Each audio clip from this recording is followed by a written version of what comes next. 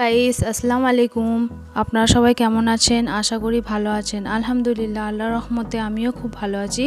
তো চলে এলাম আবার একটা নতুন রেসিপি নিয়ে, খুব সহজ এবং সিম্পলভাবে ডিম ভুজিয়া রেসিপি। তো আমি তার জন্য এখানে একটা প্যান বসিয়ে দিয়েছি।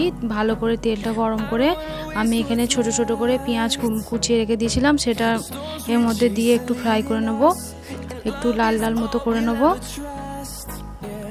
দেখুন আমার এখানে একটু হালকা হালকা ফ্রাই হয়ে গেছে।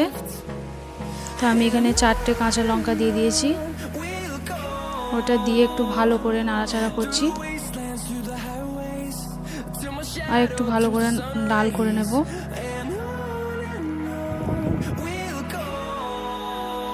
কালারটাও দেখুন আগের থেকে অনেকটা চেঞ্জ হয়ে গেছে। তো এবার আমি এখানে ক্যাপসিকাম কুচি দিয়ে দিচ্ছি, এখানে ওটা দিয়ে একটু ভালো করে নাড়াচাড়া করে নেব।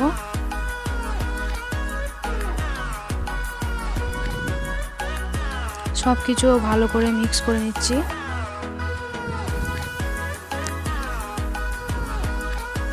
তারপর এখানে আমি 1 চামচ পরিমাণ লবণ দিয়ে দিচ্ছি।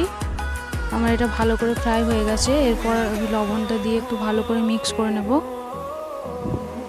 তারপর দিয়ে দিচ্ছি এখানে 1 চামচ পরিমাণ আদা বাটা, এটা দিয়েও একটু ভালো করে ভাজা ভাজা করে নেব। দেখুন এটা ভালো করে ভাজা ভাজা হয়ে গেছে।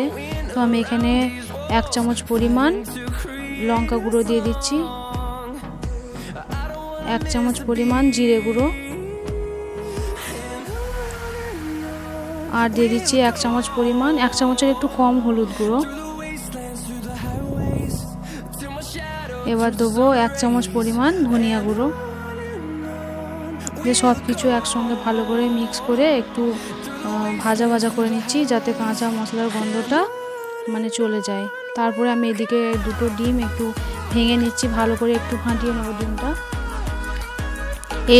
এরকমভাবে ডিমটা দিলে ডিমের যে সাদা অংশটা হলুদ অংশটা একসঙ্গে মিক্স হয়ে যায় আর ডিমের কোনো গন্ধটা এখানে আসবে না। তার জন্য আমি ডিমটা একটু ফাটিয়ে দিচ্ছি এরকম করে। তো দেখুন আমার সবজিটা ফ্রাই হয়ে গেছে। তো আমি ডিমটা উপর থেকে এরকমভাবে দিয়ে দিচ্ছি।